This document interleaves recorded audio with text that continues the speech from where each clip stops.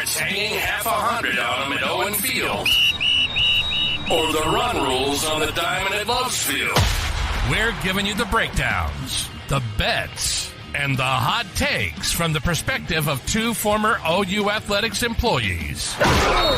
You're listening to the Mainline Podcast with Tyler Burton and Adam Jacquez. Let's go! Let's go! Go! Let's go. It's the Mainline Podcast. I'm Adam Jacquez. He's Tyler Burton. Appreciate everyone joining us this evening, whether you're tuning in live on Twitter or on YouTube or catching us on the podcast later on. This is going to be a show that we're going to rely a lot on some audience participation here. So if you're in the chat, feel free to let us know your opinions specifically on NIL as we start diving into that topic on how OU's doing there, how they might be able to improve, and just our overall outlook there. So if you have just ideas for ways you want that to change, how you want it to look differently, let us know there in the chat if you're watching on the live stream. And if you're catching us later on the podcast, we still want to know. Let us know on Twitter. You can find us at the Mainline Pod. We are a Red Dirt Media show, and you can find all the links in our show description as far as like where you can go listen to other shows like with Nick Anderson and Caden Helms and some of the other stuff that Red Dirt's going to have coming down the pipeline here very soon. So make sure you're following all those social media channels there. Tyler, how are you doing this evening? Cold, Adam, out here in the state of Colorado, particularly more specifically in the Denver area. It is freezing cold. Shout out to all the people back home in the state of Oklahoma. I know that you guys are kind of going through some frigid cold temperatures as well over the last few days. But yeah, out here in Denver, it's been I don't think it's gotten above zero within like the last 72 hours. The wind chill's been in the negative 20 to negative 30 range. So not a good time to be outside. But, you know, one of the best parts about each and every week, getting the chance to come on this show, talk some football, talk some OU athletics. It's going to be a quick show tonight. Obviously, not too much is going on right now in the world of sports. A little bit of things have kind of died down a little bit. Obviously, the Zach Alley hire was made official. Casey Thompson has found his next home and what is going to be his final home, and that's going to be in an Oklahoma uniform. So that Oklahoma, makes it sound like he's dying, like he's going to a retirement home. Not the intent, but again, Casey has played a lot of football, has spent a lot of time in college. And you know what better way for him and that family to kind of come to an end for Casey's collegiate career. Now you've got three Thompson men that have played football at the University of Oklahoma. Pretty good story. Fantastic. Excited about it. It's going to be good for Jackson Arnold. It's going to be good for that quarterback room. Having another veteran, leader as part of this football team that's, been in the fights, has played in the OU Texas games, has performed extremely well in the OU Texas games. So make no mistake about it. Jackson Arnold, QB1 going into next season, but now you've got another guy to throw in there with, a Michael Hawkins, a Brandon Zerbrug, so it's making Oklahoma better. Zach Alley, like we talked about, kind of a little bit a week ago. I feel like we'll have more time over the course of the offseason to dive into Zach Alley a little bit. Fantastic hire. That's all I'm going to say about it. Oklahoma, I think, kind of hit it out of the park on this one. Obviously, appreciate Ted Roof, all the work, sacrifice, all the effort that he put into this program each of the last two seasons. But I think that this is a really good sign for Brent Venables, Adam, because, make no mistake about it. You put the friendship aside, you put the personal relationships aside. Brent Venables did what he needed to do to get this football team, especially on the defensive side of the football, especially from a recruiting standpoint, to the next level. Super excited, stoked to have Zach Alley as part of the staff in Norman, Oklahoma. Yeah, and I think that kind of brings us to, those are side pieces. We'll have lots of time to talk about, depth chart and new coaching, although Zach Alley doesn't really feel like a new coach. It feels like there's a lot of similarities there. So it's just a continuation of what we're already doing, but at a higher level. So that's exciting. We'll have more time to dig into that if we choose to in future weeks.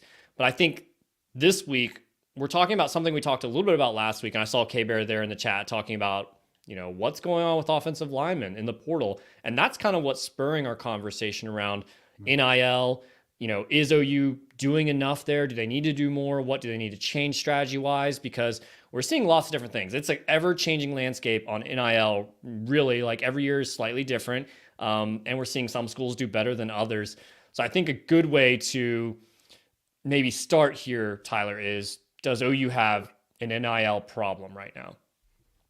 I think the short answer, for me, I'm going to divide this into two separate categories. Within the high school recruiting rankings, pulling kids, seniors in high school, I don't think so. I think that at Oklahoma, it's been very, very clear, especially when you look at, some of the guys that Oklahoma has landed each of the last 2 recruiting cycles. Oklahoma is playing the NIL game. Make no mistake about it. Anytime that you're in the running to get a guy like David Stone or a Jaden Jackson, you're clearly doing something other than just having the solid relationship between your coaching staff and said recruit, as well as obviously the ties to the state of Oklahoma with David Stone. So make no mistake about it, Oklahoma is playing the NIL game, and they're playing it well, in a lot of different instances. But I do think when you have to look at the transfer portal, yes, I think that Oklahoma does have an NIL problem. And Adam, just to kind of throw this over to you, Brent Venables has always talked about having a program that is based on relationships. It's relationship driven. We're not going to put, a price tag on it. It's not going to be a transactional type of program. And I guess what my question to you, Adam, is how far are you willing to go before you kind of die on that hill? Because you look and see what some of the other programs around the country that are doing, Texas A&M, it hasn't worked out for them, but make no mistake about it, they are bringing in the talent. It's a culture fit. It's a coaching staff problem. But time and time again, Texas A&M is continuing to play the NIL game, bring in these elite level guys from the transfer portal. Ole Miss is doing a hell of a job. Texas, they got another couple of guys today. They are continuing to position themselves well within the NIL space in terms of getting guys in and out of the transfer portal. And again, I'm not saying that Oklahoma is not playing the game, because they clearly are. Anytime you get a guy like Deion Burks and a couple of the kids on the defensive side of the football, Oklahoma is doing things well, but there's levels to this game. And Adam, either you adapt or you die, and you're going to get lapped by the rest of the field. And especially with Oklahoma going into the SEC, I know that Nick Saban has retired, and people are all of a sudden thinking that that's going to better Oklahoma's chances, within their program competing in that conference. Yes, maybe a little bit to an extent, but there's a lot of other really quality, sound football programs that are in that conference that Oklahoma's going to get very well acquainted with here in about 10 months' time. But yeah, I think that Oklahoma does have an NIL problem. And if you're not willing to play the game to the level of some others, then you're going to be lining up against some of these guys that you're getting outbid for. And that could be the difference between winning and losing ball games. You say it's either adapt or die.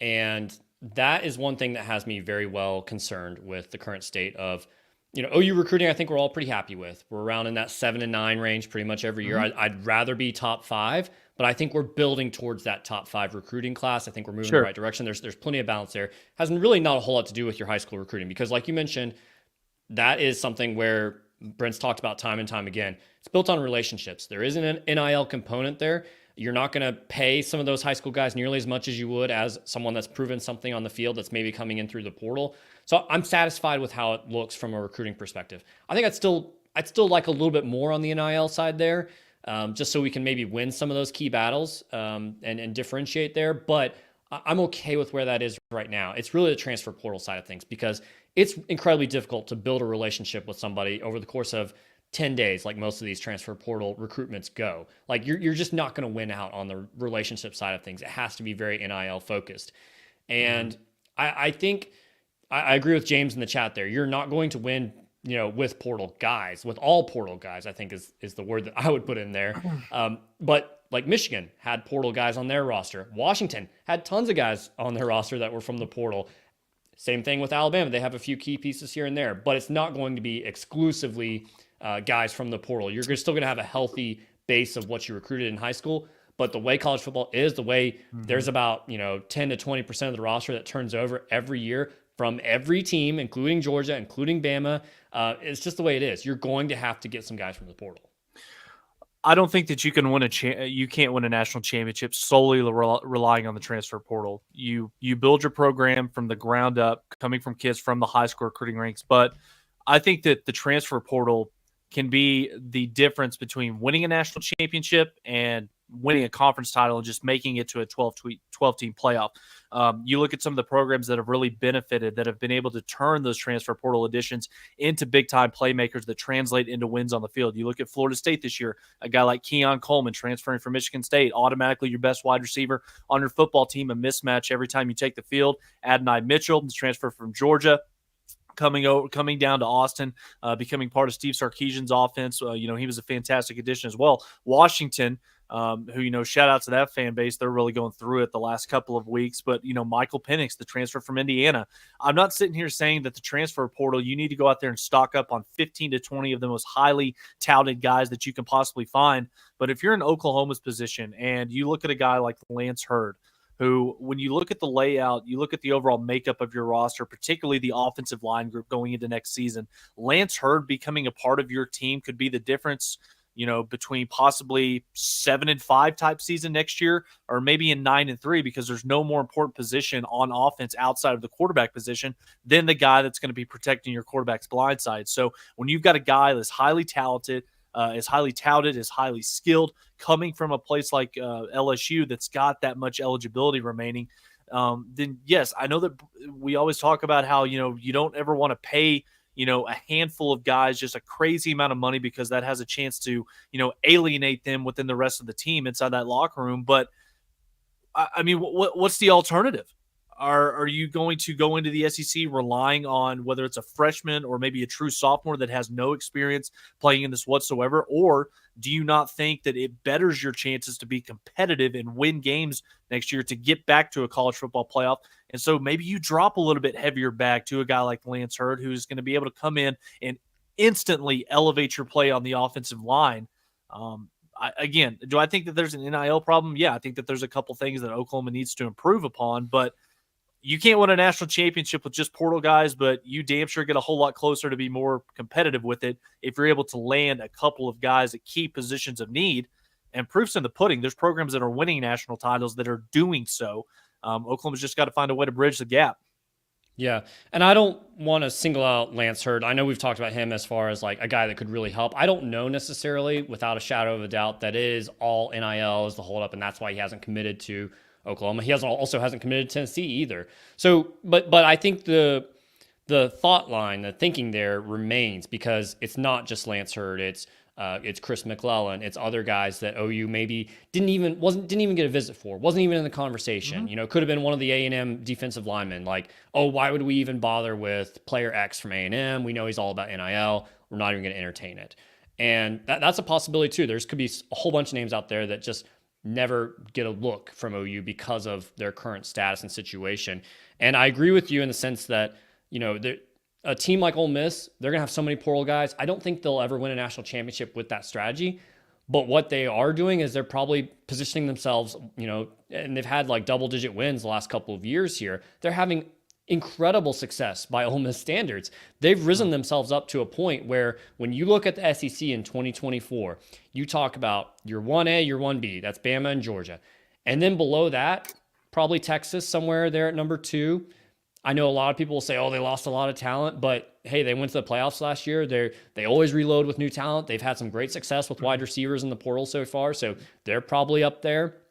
And then that next tier of teams, it's Oklahoma, it's Ole Miss, also competing for Lance Hurd. I think maybe they may be out of the running there in that scenario, but just taking the example of who he's talked to in this transfer portal cycle, Ole Miss, Tennessee, Missouri's been a school that's come up, not necessarily for Lance Hurd, but a lot of other guys that OU's been going after.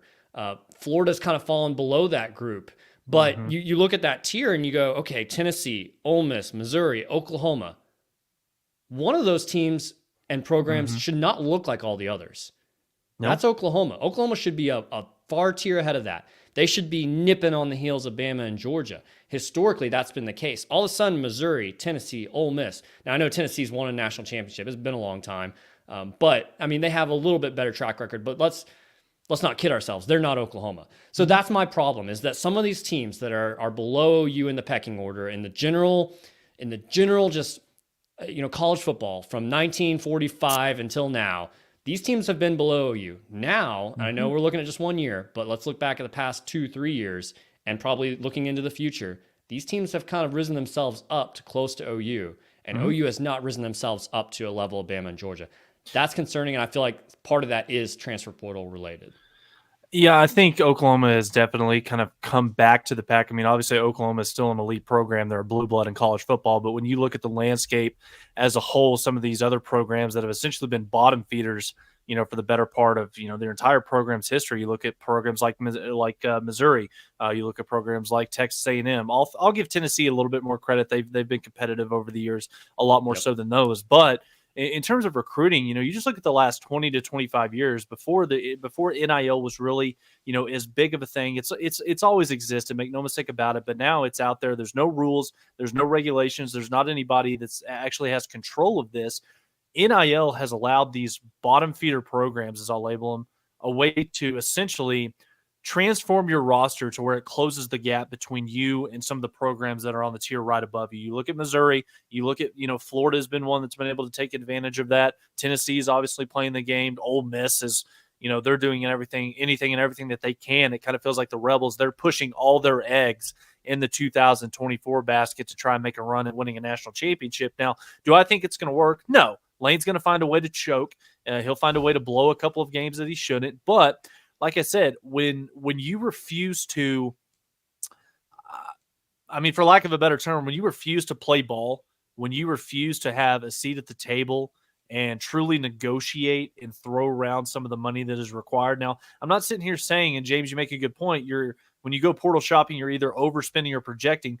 Yes, make no mistake about it. I'm not going to go out there and pay $700,000-$800,000 for a particular recruit that's maybe played less than a handful of games, and you're making this evaluation, you're making this payment strictly based on how this kid possibly projects once he gets into your program. No, I don't think you do that by any stretch of the imagination. But when you've got a guy like Lance Hurd, or you've got a guy like Walter Nolan that enters into the transfer portal, that's got a little bit more proven track record of them being able to play at this level, at a high level, then yeah, I think that you've got to empty the piggy bank a little bit more, because if you don't get them, somebody else that you're going to be competing against is going to have them. And I would much rather have them wearing crimson than I would, wearing burnt orange, or, wearing that Ole Miss Rebel blue, or, something like that. So again, I think Oklahoma's you got to make a little bit of a change prioritizing going into next season.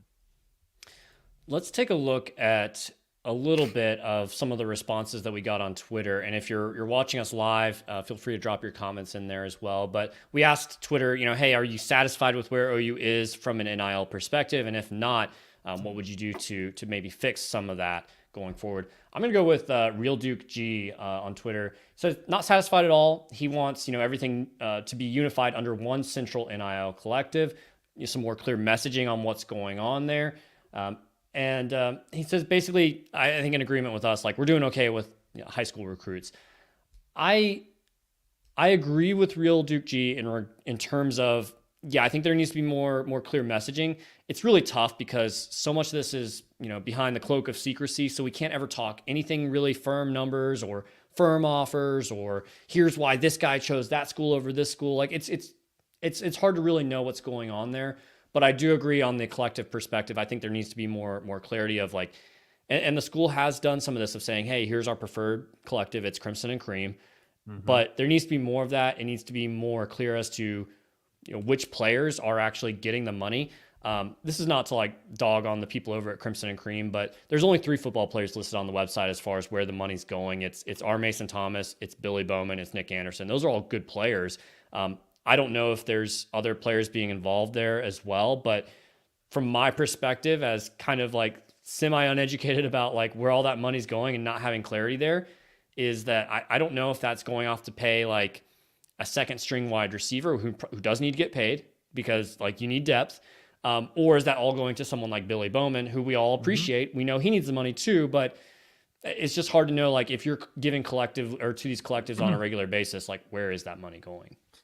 Adam, these kids are 18 to 23 years old. If you're Trace Ford, you might be a little bit older. But in the world of NIL, these kids are professional athletes. They might be in college, they might be attending class, but these guys are pros. They're being paid, they're being compensated for so. When NIL, when it was really, kind of full steam, everybody was behind it, just a couple of years ago, we always thought that NIL was going to be something where athletes were going to be compensated by providing a service, whether it was going to, it was going to a car dealership and signing autographs at a grand opening, or whether it was going to, going to a restaurant's grand opening or something like that. There would be a service provided and you would be compensated for it.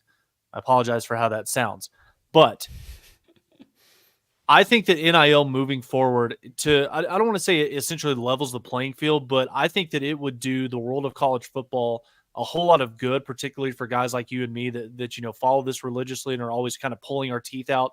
When you see some of the dollar amounts that are being thrown around for these recruits to get them to come to their programs, I think that everything within an NIL standpoint, I think that the dollar amount that these kids accept, how you're being compensated, what you're going to provide for receiving this money, I think all of that should be public knowledge, because when you've got all this stuff that's going on behind the scenes, all this dirty hush money that's going on, that's not being made available to the public eye, that's where I think that you're really playing a dangerous game. And that's what that's what college football is right now. So if you're going to accept NIL money, whether you're coming out of high school or whether you're part of the transfer portal, I think that all NIL deals from said school that you commit to should be public knowledge, that everybody has access to be able to see how much you're being paid, however long it's going to take you to make that money, when you're going to receive that money, what you're doing, to essentially be rewarded for that money. And it's not just, hey, we'll give you $750,000 to come play for here.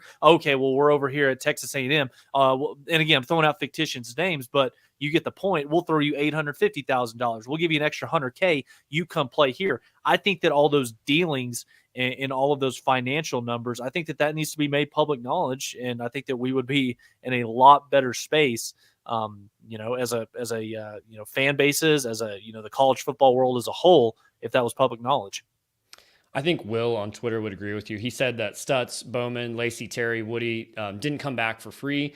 You come here, you play well, then you get paid. That's how NIL should work. I agree with that. I agree with everything you just said, Tyler. I just think that's not the reality of the world that we're living in.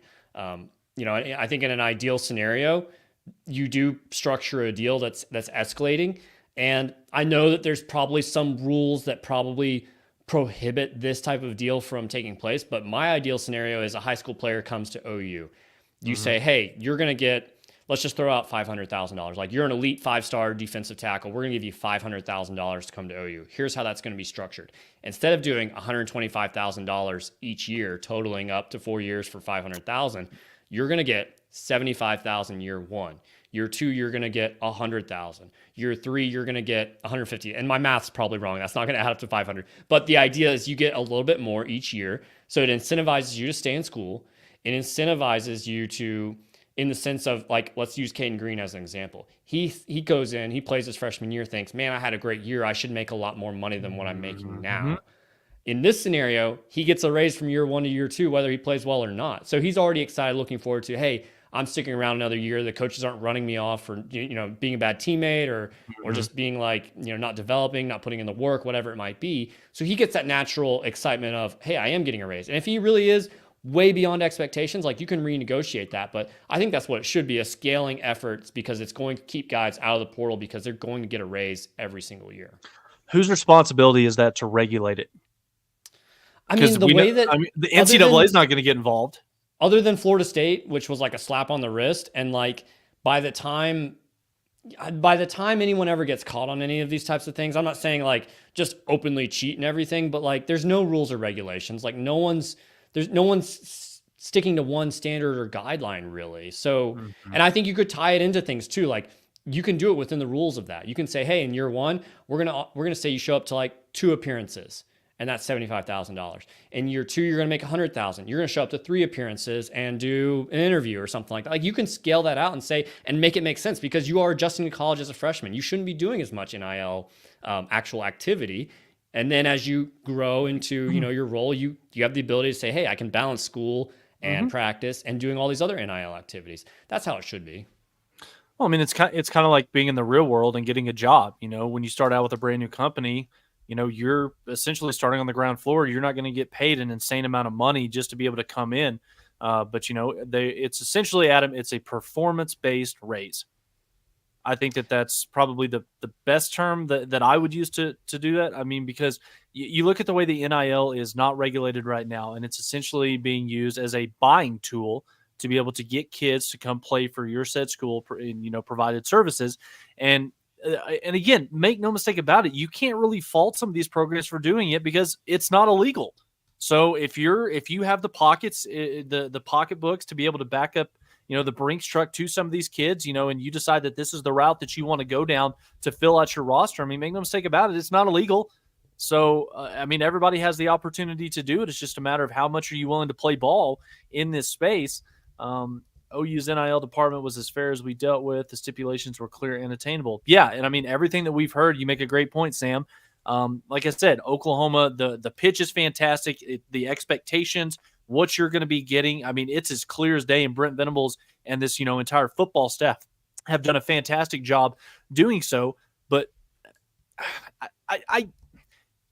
I don't know. I can talk myself in circles, Adam. I see where Brent Venables is going. And make no mistake about it. I think that in terms of for long-term success, what Brent in Oklahoma is doing is, gives you the ultimate key to success in terms of, building a sustainable program that can compete at the highest levels over an extended amount of time. But make no mistake about it. It is, kind of a kick in the groin whenever you look out there and you see these guys that should be playing at a place like Oklahoma instead of a place like Missouri or Ole Miss.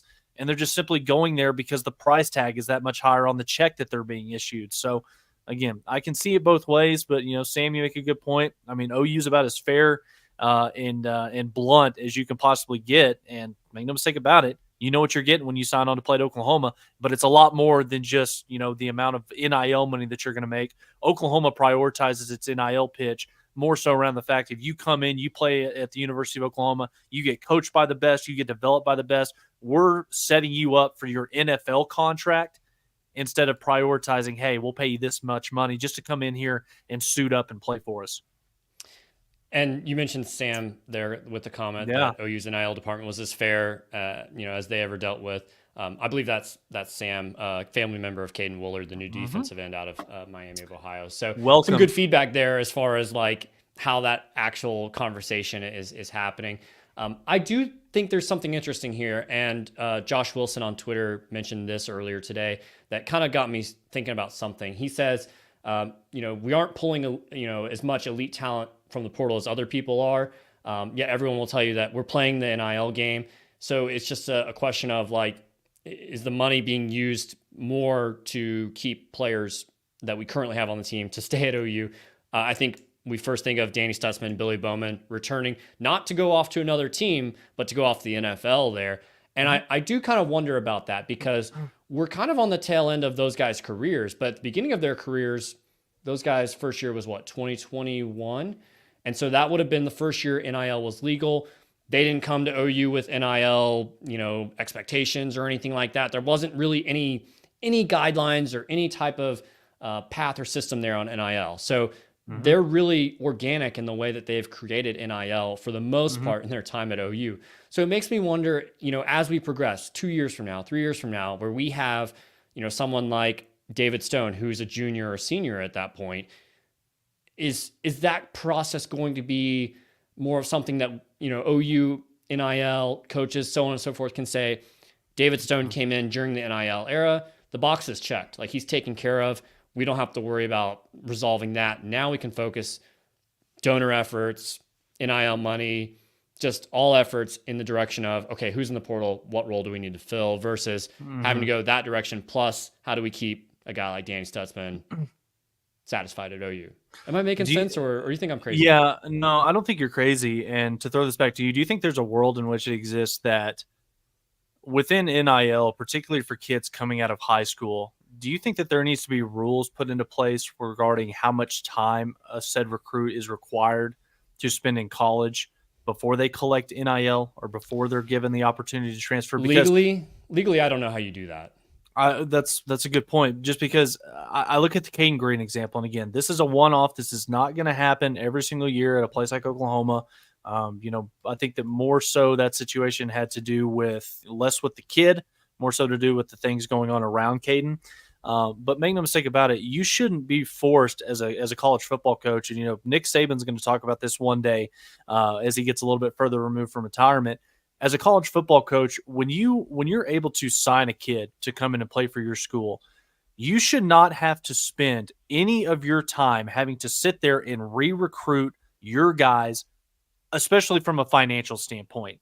Because the days of a true freshman being able to come in, play extremely well, get some good film on tape, and be able to go out there and essentially raise your stock to where you've got other programs coming in trying to poach you, throwing different money, throwing different offers out there, I think that that's a very dangerous game. And Oklahoma's obviously, kind of, been bit by that, within the last couple of months, losing Caden Green and a couple of others. But I just think that there needs to be some type of law. There needs to be a lot more, rules and regulation. There needs to be a governing body that is overseeing all of this, because right now it's a free for all. It's the wild, wild west. There's no rules whatsoever.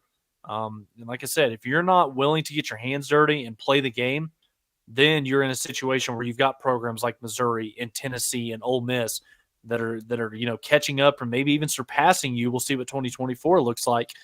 So we'll see if Oklahoma adjusts. I think we're probably headed in a direction, and I mean, they're doing a lot of things with the NCAA of trying to create this subgroup of schools, and it's a lot of change with college football that I'm not super thrilled about, but I do think we're heading in a direction where they are going to say, okay, we can create contracts for these players. I do wonder like how that will work with transfer portal, and I could imagine that they'll do scenarios where they will say, hey, you will get 20% of your pay in season, and then you will get an 80% lump sum on like March 1st of the following year for that particular season, so that like, hey, if you transfer around Christmas, like you forfeit that 80%.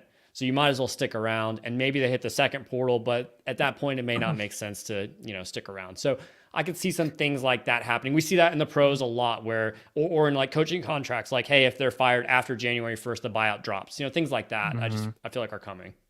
Adam, NIL was always part of the world of collegiate athletics, particularly within football. I think that the transfer portal just kind of, expedited rapidly the way in which all this stuff kind of goes down. Couple things in the chat here. Who are the top 4 wide receivers going into next season?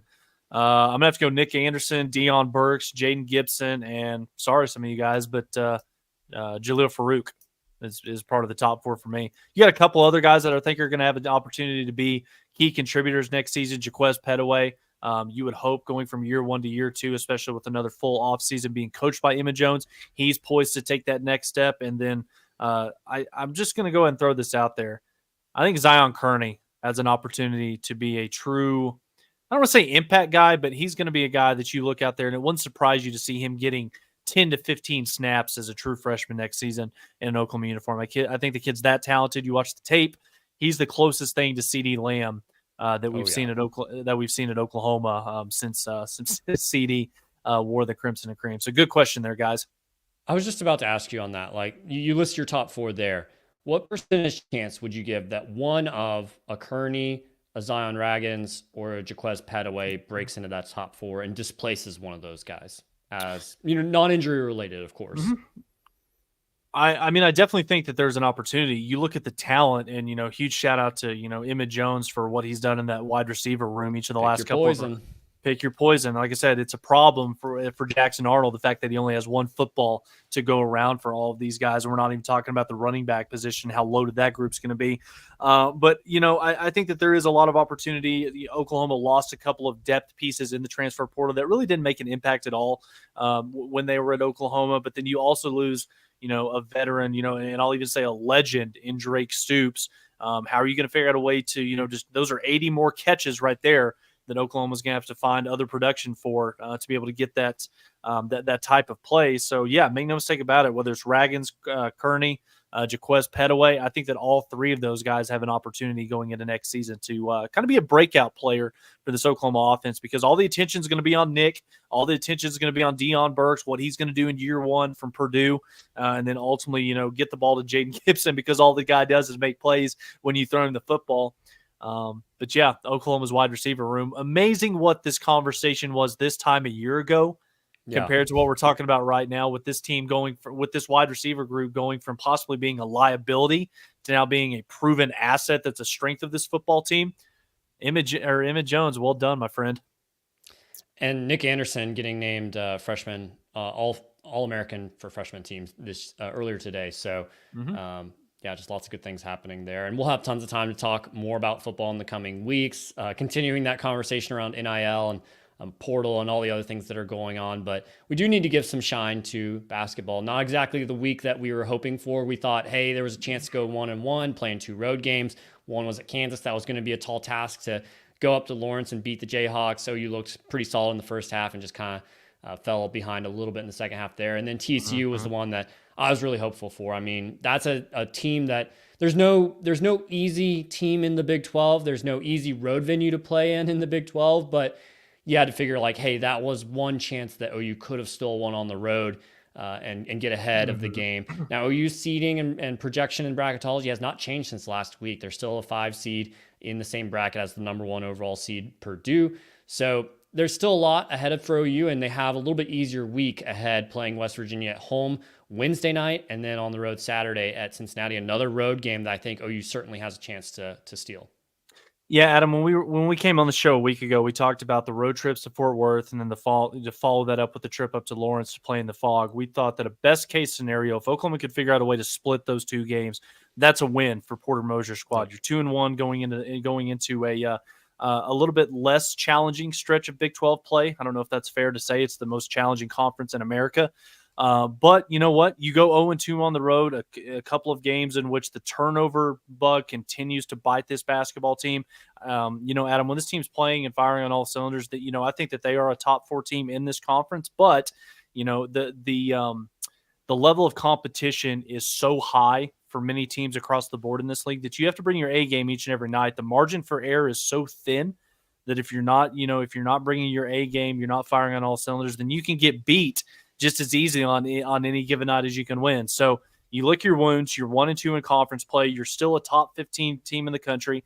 Adam, that just kind of goes to the level of respect for this Oklahoma basketball team, along with how tough the Big 12 is as a whole. The fact that you can lose both your games and then only fall 6 spots in the AP top 25 rankings. But you do get a chance to lick your wounds. You've got an opportunity this upcoming Wednesday night, tomorrow, to protect, serve. More beer stands. More beer stands. That's more going to help. $2 beer stands. Everybody show up to the LNC, be rowdy, create a home atmosphere that is pretty pretty daunting to play in if you're an away team. But yeah, you got an opportunity to go back home tomorrow night, take on a West Virginia team that struggling. They're not quite like what we've seen from West Virginia in the past. So figure out a way to win that game. Then you go on the road to Cincy this upcoming weekend, and what's going to be, I think, at 11 a.m. or a 12 o'clock tip-off. We thought it's not football season, but pretty damn close. So I think Oklahoma, they bounce back this week. I think that they'll go 2-0 this week. They'll get back above 500 in conference play. And then if you're able to do that, then you've got a really tough stretch coming right up after that with Texas, with Texas Tech, UCF, and a couple others just like that. But make no mistake about it, in this conference, there's no off days. You got to be ready every single night. Absolutely not. The Bearcats have not lost at home except for one game, a 1-point loss to the Texas Longhorns, who were ranked in the top 25 at the time of that game. So it's not going to be easy. Cincinnati is a great basketball school, great basketball tradition. So, they're going to bring it. This is a big matchup for them to welcome Oklahoma. It doesn't matter that OU isn't the same caliber of a basketball program as they are a football program. They're going to treat us just like we're the football team coming in. So it's going to be tough. I'll throw out a name for you here on the Bearcats that I want OU to really be able to tamper down, not let him get too many points. Jizzle James.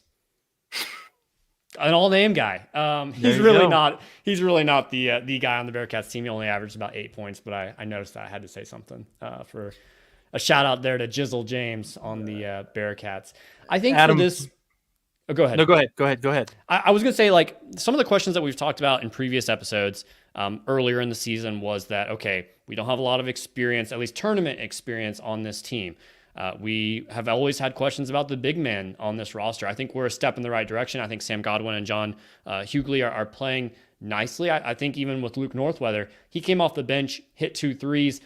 I'm happy with that. Like, if you can hit 2 threes in the limited minutes that you have, you can kind of live with, the good and the bad on the defensive side of the ball there. But I just want to see more consistency. I need to see better free throw shooting, and I need to see those bigs really stay out of foul trouble. That and bench points. Like, that's the common things that we talk about in every basketball game of, like, same thing on football. Like, who's going to win the turnover battle? Who's going to run the ball better? that's kind of what it comes down to in every basketball game. But those are the areas that I see lacking is we're not getting bench production really at all out of Suarez or Dart Hard right now.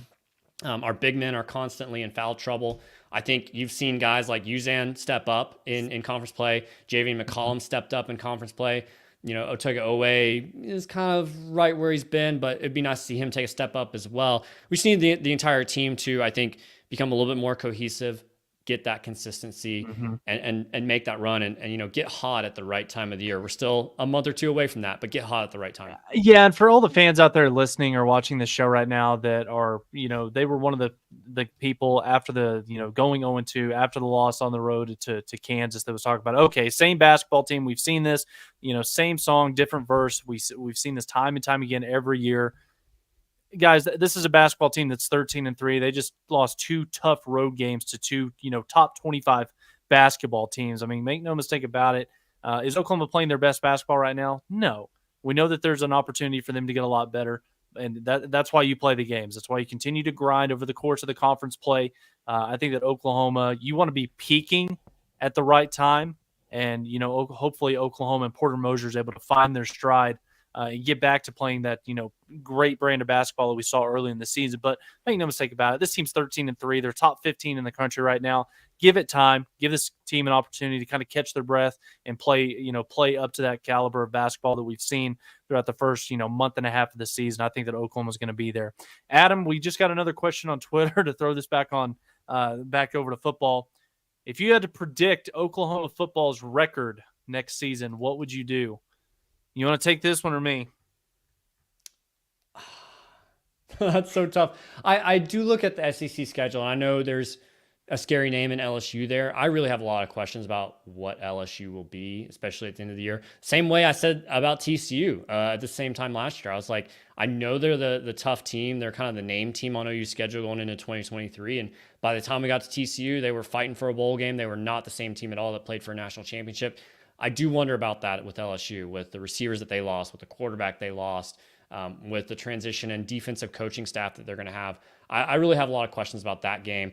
And so I do think there will be some differences and changes, like Ole Miss too. Like they look loaded, but do they have the roster cohesiveness, or is, like we talked about, I think it was James in the chat earlier saying that, teams that have so many portal guys could never win a national championship. Well, does that also keep Ole Miss from reaching their ceiling? So there is a lot of questions, despite, I think, some tough teams being on the schedule for OU. You never know what might happen. I generally think 10-2 is reasonable. I mean, not Wisconsin, Alabama. I'm looking at Wisconsin on a map behind your face, Tyler. But Alabama coming to town is interesting now because there's going to be changes in that program. And, it could be something as simple as Kalen DeBoer saying, hey, we get on the bus at this time instead of that time. There's going to be a lot of adjustment there. And I wonder how, they look when they come to Norman towards the end of the year as well. So there's a lot of things there that are changing the SEC. And then you look at Oklahoma, who should reach higher consistency, higher competitive depth, higher knowledge of the system, better players across the board, continuing to make this roster better. So I think 10-2 is reasonable. And I don't think OU fans should settle for anything less. I mean, this is Oklahoma. I agree with you as far as, expectations, what the brand of football is at the University of Oklahoma, what we should expect to be each and every season. But I do think that Oklahoma fans, you need to, I don't want to say prepare yourselves, because Oklahoma is going to be competitive next year. I'm not saying that. It's not just going to be, okay, we're going into the SEC, the sky's falling, we're going to go 6-6. No. But I think ultimately we'll see how this roster ultimately turns out after spring football, if they're able to land maybe an offensive lineman or two, because that is, for me, that is the difference between maybe winning a couple of games versus losing them next season, especially, when you're going to Auburn, you're going to the Grove, you got to go to Baton Rouge late at night. You've got to be able to hold up in the trenches. So we'll see how Bill Beanbo's group ultimately shakes out. But if you made me pick right now, ultimately, I feel a lot better about Oklahoma winning that game at home against Alabama, just because Nick Saban's not on the sidelines. There's going to be a little bit of roster turnover in Tuscaloosa, but I mean, Alabama, Ole Miss, LSU, I mean, those are going to be your big three. Texas is obviously number 4. And then you've got 2 really tough road games in Jordan-Hare at Auburn. Then you got to go to Columbia to take on Missouri. So if I had to pick it, based on the outlook of this roster right now, I would probably throw this 8-4 if you made me pick it right now. 10-2 being the ceiling, but make no mistake about it. We got Lane on here, or James, saying that if the offense doesn't mess the bed, I think we can go 11-1. I'll say this, James. If Bill Beanbo can get this offensive line playing to the caliber that it's going to take in the SEC, Oklahoma has the pieces at every other spot on this roster, I think, to go 10-2 or 11-1. Man, if we go 8-4, I think we're talking hot seat for Brent Venables going into 2025, and that's not a conversation that I want to have. And you didn't even mention Tennessee, who they could be coming to Norman. They could be, third best in the SEC potentially, if depending on how Nico Yamaliava, to the best of my pronunciation abilities, he looked okay against Iowa. Iowa's a tough defense, but like if he is a hit as a 5-star in year 2, like who knows where Tennessee could be. So a lot of unknowns, a lot of questions, and a really pivotal year for Oklahoma coming up in 2024. So you're going 10-2. I'm going 8-4. Is that where we're at right now? Yeah, and I do agree with Lane in the chat there talking about the offensive line and wondering about that. I just think that it will get to a point where it'll work out. Will it be perfect? No. I don't think it'll be like a Joe Moore Award line or anything like that, but I think it'll be closer to that than disaster. Last thing, and then we'll wrap this up. This is my last little tidbit on the offensive line. Bill Beanbo, as good of a coach as he is, as a fantastic developer of young talent, turning them into draft picks as it comes, being able to tie this thing together with duct tape, string, and be able to go out there and put together a feasible offensive line to win 9, 10, or even 11 ball games in the Big 12, your margin for error no longer exists going into the SEC, because that's the biggest difference outside of Ohio State and Michigan. And you can even throw Oregon in there as well, with as good of a job as Dan Lanning has been doing recruiting. The SEC, the difference, everybody's got skill talent. Everybody. I'd say 30 to 40 teams in college football, they've got the skill talent. It's the guys in the trenches that make the difference. And if you're not going to be able to go out there and put together a feasible offensive line that can protect Jackson Arnold and run the football, then yeah, I think that you're going to be looking into a situation where you're staring 8-4 down the barrel. And yeah, I mean, I'm sorry. We'll see how I feel as spring football, kind of comes around, and we see how this roster ultimately shakes up. But again, if you had to make me, if you had a gun to my head right now, I'm going to go 8-4 for next season. And I do not think that is warrant of Brent Venables being on the hot seat. Not for firing after 2024, but I think going into 2025 is very much like make or break. Like you can't go 8-4, 9-3 in year 4, in my opinion. Do you think that's fair? I still don't think you are. I don't think you're giving that conference the credit that it's due when you talk about the level of competition that this football team is going to be experiencing going up against week in and week out. Big 12, you had Texas, you maybe had one or two other schools that were pretty good each year, but there's not a Kansas, that's a bad example, but you know what I'm saying. Over the course of the last 15 years, there's not a Kansas, there's not an Iowa State, there's not a Texas Tech on this roster. You got Murderers Row next year. You got Tennessee, you got Bama, Ole Miss, LSU, Auburn, and I'll even throw Missouri in there as well with how well they're doing right now in recruiting, especially, in the transfer portal. And we didn't even mention Texas. So, I'm going to go 8-4 right now. I mean, that goes back to the conversation we were having earlier of like OU being closer to Ole Miss, Tennessee, who those programs do go 8-4 fairly regularly versus your Alabama, Georgias, who never go 8-4. And like, if I'm settling and saying, hey, 8-4 is okay because the conference is tough, then basically I'm lowering the bar to a point where I'm accepting that that OU is Tennessee or OU is Ole Miss or OU is Missouri or any of these other middling schools in the SEC that OU does not aspire to be at all. We aspire to be Georgia, where we're winning back-to-back national championships, or Bama, where we're winning 6 national championships over the course of Saban's tenure. I know that's lofty. That's not realistic. No program may ever do that ever again in college football, but like shoot for the stars or shoot for the moon, land in the stars, So I don't know. To me, 8-4 is not acceptable. That's 24 wins in Brent Venables' first 4 years, an average of 8 wins per year. I think that's hot seat status going into 2025. And like, you have to produce in that 2025 season to continue on. I mean, that's 5 years at the University of Oklahoma. If you don't have anything to show for it after 2025, I think there's questions. I don't think we'll get there. I don't want to get there. I think Brent's the guy, to be clear. And I think that Brent has this program and this football team on the right trajectory. I think that Brent is the guy ultimately worth where we're wanting to go to be the next Georgia, to be an Alabama, to be a program, or even like LSU that wins a national championship once every 7 or 8 years. I think that Brent is putting this program in on the right track to be able to do so. But I mean, Adam, make no mistake about it. Oklahoma right now, and again, Twitter followers, anybody watching this, you can come at me for this. Oklahoma is closer to Ole Miss and Missouri right now than they are to Georgia and Alabama. You're not wrong. It's just, it shouldn't be that way. 100% agree. I 1000% agree. But that's where we're at right now. And again, the recruiting is getting better. We've talked about it each of the last couple of episodes where, you're talking about a top 7, top 8 recruiting class each of the last 3 cycles. And again, it's not predicated upon the 5-star quarterback and a couple of elite skill talent guys that kind of throw the curve off a little bit. You've got elite level guys at all, at all 22 positions that you're bringing in. So Brent is transforming this roster. He's transforming the overall makeup and the brand of football that this team is playing, but there's still levels to this game.